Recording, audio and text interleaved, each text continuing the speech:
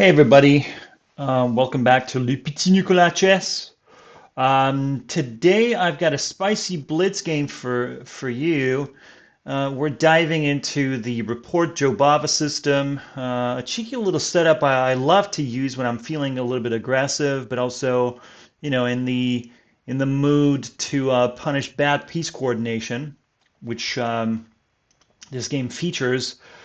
Um, so let's dive right into the game. So I start with d4, and after knight f6, I go straight for knight c3 and bishop b4, bishop f4. Sorry, Jobava time, baby.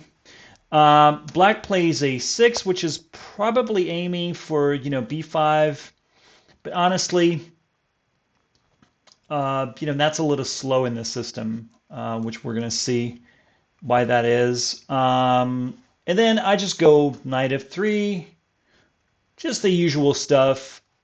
E3, then tuck in with h3, which is typical in these setups. I want to control g4 and maybe prepare g4 myself later.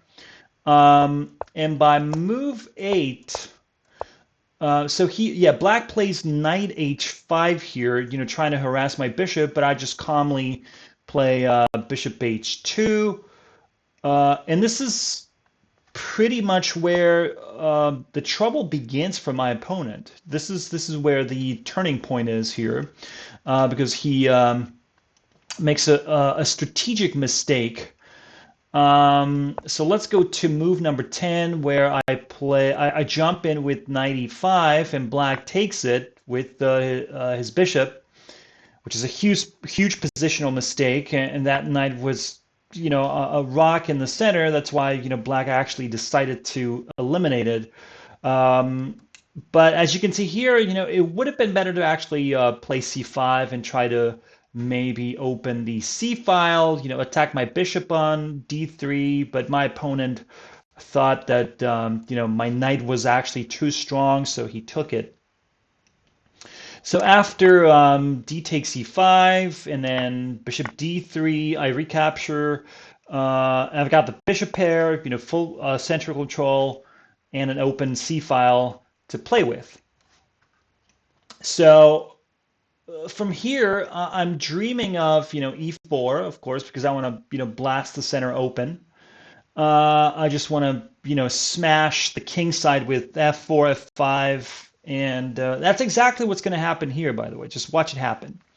So here's the central break. So I play, a3 here. So he goes c5. Yeah, he blocks the c file, of course, and then I just play d4. That's what you got to do in these types of positions.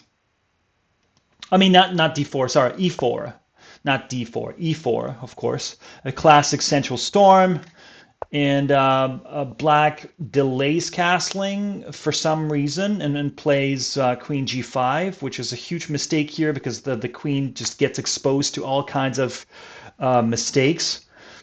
Your king is still in the center. You just have to castle, right? Queen g5 just doesn't make any sense whatsoever. So what I did was f4, which is probably one of the top moves here. Yeah, the third top move according to the engine, and it makes perfect sense because you want to harass the queen. I could have taken on d4 on d5, and I was thinking about this, of course. Because it's just winning. I can take the pawn on d5 as well. But I decided to harass the queen. He should have played queen h4, but he retreated the queen to its initial position. So I'm just getting warmed up, basically, right? Now, the crushing blow comes when I play f5, which is going to happen later. I should have played f5 here, but I just decided to take the pawn because, I got a winning position anyway. I take on e6, of course. He places his knight on b6, which blocks the pawns. So he retakes, and kaboom, I play f5, which is the best move in this extremely dynamic position. So that breaks everything apart. The e6 pawn, the g6 square, because if he recaptures with the g pawn, I'm going to take the knight on h5, of course. And if he recaptures with the e pawn, I'm just going to pawn storm him, and eventually, he will not be able to do anything about it. So black plays knight d5 because he doesn't really have a lot of options here.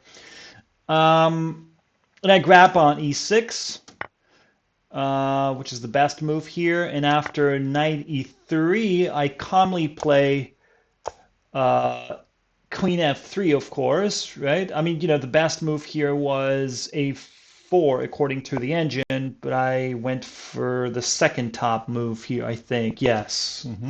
Because I just want to, I want to attack him, and I want to make sure that I have some, mating prospects here, which means that if he doesn't do anything, if he doesn't block the f file, I'm just gonna mate him on f7, which, well, as you're about to see, is going to happen eventually. So out of nowhere, my opponent plays knight takes the rook on f1, which is just dumb, let's be honest, because that's mate in one. Yeah. So what can we take away from this game, from this lesson? First, in the JoeVick report system, you have to control the center and wait for your moment to strike. And second, don't release pressure too early, like my opponent did with bishop e5. And finally, when your opponent hasn't castled and you control the center, you just have to launch the missiles and try to attack him as quickly as possible, which I actually did here. So I hope you guys enjoyed this game. If you did, don't forget to like, subscribe, and click that bell icon so you never miss a chance to watch me crush some poor 2100s on lichess.org and 23 moves. So until next time, stay sharp and stay classy.